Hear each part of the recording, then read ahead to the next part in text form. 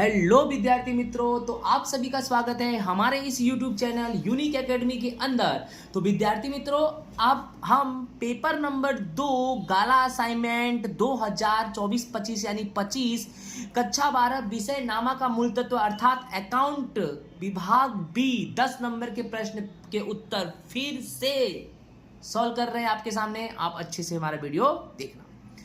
तो paper number 1 का इसके पहले मैंने अपलोड किया था, आप लोगों ने देखा होगा, आपको अच्छे से समझ में आया होगा। बेटा हिंदी माध्यम में तो कोई गाला सोल्व करता नहीं, मैं आप लोगों के लिए स्पेशल सोल्व कर रहा हूँ। गुजराती मीडियम वालों को मिल जाता है, इंग्लिश मीडियम वालों को मिल जाता है, हमारे बच्चों को हिंदी मीडियम वालों को नहीं मिलता, तो मैं हिंदी मीडियम का स्पेशल सोल्व कर रहा हूँ। किसके लिए? आप लोगों के लिए कर रहा हूँ। तो चैनल को सब्सक्राइब जरूर कर दीजिएगा। ओके, स्टार्ट करते हैं।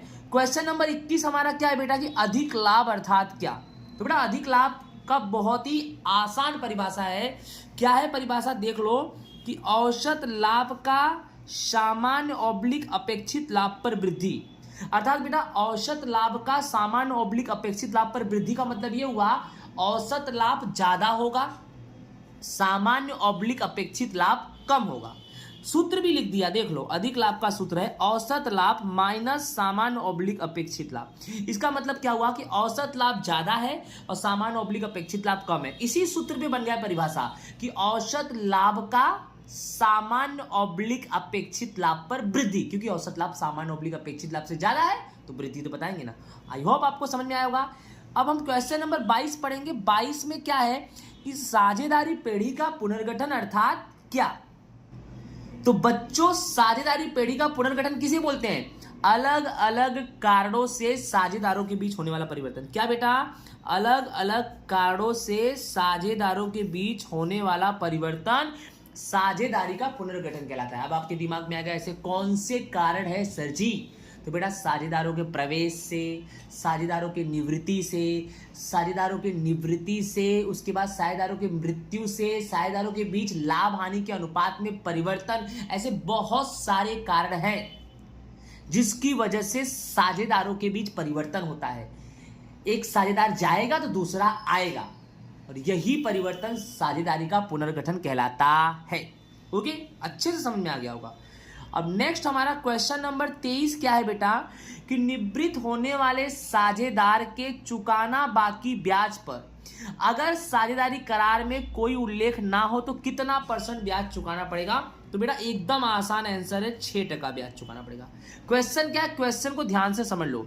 जो साझेदार निवृत्त हो रहा है उसके भाग का चुकाना बाकी ब्याज पर अगर साझेदारी करार में कोई उल्लेख नहीं होगी उसको कितना ब्याज चुकाना है, तो नियम कानून के अनुसार बैंक बोलती है कि कितना टका ब्याज चुकाना पड़ेगा? 6% ब्याज चुकाना पड़ेगा।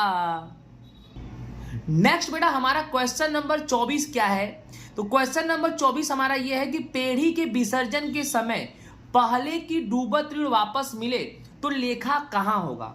तो बेटा इसका आंसर क्या है कि पेढ़ी के विसर्जन के समय पहले की डूबत ऋण अगर वापस मिले तो इसका लेखा वसूली खाते के जमा में होगा। और एक चीज ये भी याद रखना, वसूली खाते के उधार में खर्च ही आता है, हर तरह से नुकसान ही होता है और वसूली खाता के जमा में फायदा ही होता है। तो बेटा जो रकम डूब गई है पहले से, जो मिलने वाली नहीं है भाई, और वो रकम अगर अचानक मिल जाए तो क्या होगा? फायदा ही होगा ना। तो लाभ हो, फायदा हो, कुछ भी हो, वसूली खाते के जमा में ही लिखेंगे भाई।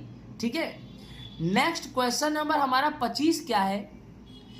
पेढ़ी के विसर्जन के समय पक्की तलपट में दर्शाई प्रोविडेंट फंड के बाकी का हिसाबी निपटारा बताना है, यानी प्रोविडेंट फंड का लेखा कैसे होगा।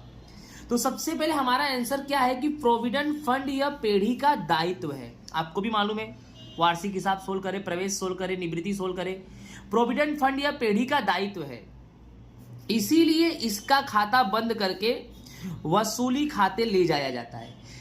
चाहे दायित्व हो चाहे संपत्ति हो, दोनों का खाता बंद करके हम कहां ले जाएंगे? वसूली खाता। प्रोविडेंट फंड क्या है? दायित्व। तो इसका खाता बंद करके हम कहां ले जाएंगे? वसूली खाता। बट रोजनामचा क्या होगा कि प्रोविडेंट फंड खाता उधार कर देंगे, वसूली खाता जमा कर देंगे। क्यों? क्योंकि दायित्व का खाता उधार करके वसूली खाते जमा किया जाता है। अगर यही संपत्ति होता ना तो उल्टा हो जाता, तब वसूली उधार हो जाता और संपत्ति जमा हो जाता। लेकिन यहां पर क्या है? दायित्व है। तो दायित्व को करेंगे उधार, बट दायित्व का नाम दिया है प्रोविडेंट फंड, तो प्रोविडेंट फंड खाता उधार और वसूली खाता जमा। ओके बेटा, समझ में आ गया। नेक्स्ट हमारा क्वेश्चन है प्रतिभूति के आधार पर डिबेंचर के प्रकार बताना है बेटा। तो बेटा प्रतिभूति के आधार पर डिबेंचर के दो प्रकार हैं, एक गिरवी डिबेंचर और एक बेटा साधारण डिबेंचर। और गिरवी डिबेंचर का मतलब है गिरवी रखकर जो डिबेंचर प्रकाशित किया जाता है उसे गिरवी डिबेंचर कहते हैं। साधारण नॉर्मल सी बात है, कोई भी कंपनी प्रकाशित कर सकती है, ठीक है। तो प्रतिभूति के आधार पर डिबेंचर के कितने प्रकार हैं? तो दो प्रकार, पहला नंबर गिरवी डिबेंचर और दूसरा नंबर साधारण डिबेंचर। ओके, नेक्स्ट बेटा हमारा क्वेश्चन नंबर 27 क्या है कि गुणोत्तर अर्थात क्या, अर्थात गुणोत्तर किसे कहते हैं? तो ध्यान से देखना कि दो हिसाबी आंकड़ों के बीच का संबंध है। पहले गुणोत्तर क्या है? दो हिसाबी आंकड़ों के बीच का संबंध है, जो गणितिक रीति से दर्शाने योग्य हो उसे गुणोत्तर कहते हैं।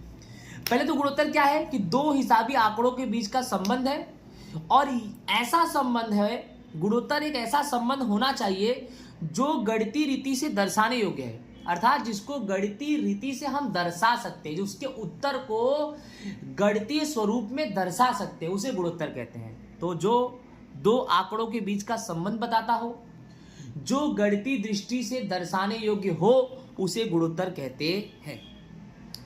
नेक्स्ट हमारा क्वेश्चन नंबर 28 है प्रणालीगत हिसाबी गुणोत्तर के प्रकार बताओ।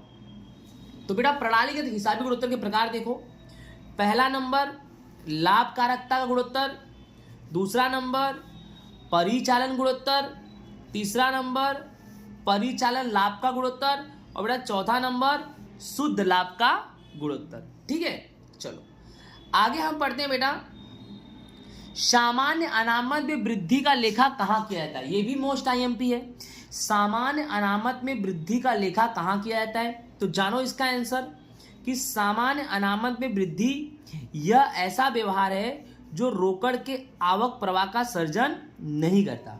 अर्थात बेटा सामान्य प्रवाह में वृद्धि यह एक ऐसा व्यवहार है जो रोकड़ आवक का सर्जन नहीं करता, इसीलिए इसको लाभ हानि के पत्रक में से घटाया जाता है और फिर से इसे जोड़ा जाता है। समझ में आया? यानी सामान्य अनामत वृद्धि को पहले लाभ हानि के पत्रक में घटाते हैं और लास्ट में फिर से जोड़ते हैं। भाई जब सवाल करोगे ना तो आपको समझ में आएगा। तो सामान्य अनामत वृद्धि क्या है? सामान्य अनामत वृद्धि एक ऐसा व्यवहार है जो रोकड़ आवक का सर्जन नहीं करता, इसीलिए लाभ हानि पत्रक में पहले इसको घटाएंगे और लास्ट में अनामत और आधिक्य के रूप में फिर से इसको जोड़ते हैं। यानी लाभ हानि पत्रक में इसका लेखा किस तरह से करते हैं? एक बार घटाएंगे और एक बार जोड़ेंगे। ठीक है, अब लास्ट क्वेश्चन नंबर 30 क्या है हमारा बेटा कि परिचालन प्रवृत्ति अर्थात क्या? परिचालन प्रवृत्ति अर्थात क्या? तो बेटा क्या है परिचालन प्रवृत्ति? ध्यान से समझो कि परिचालन प्रवृत्ति अर्थात लाभ हानि के पत्रक से उत्पन्न सभी प्रवृत्ति को परिचालन प्रवृत्ति कहते हैं। बोलो परिचालन प्रवृत्ति किसे कहते हैं?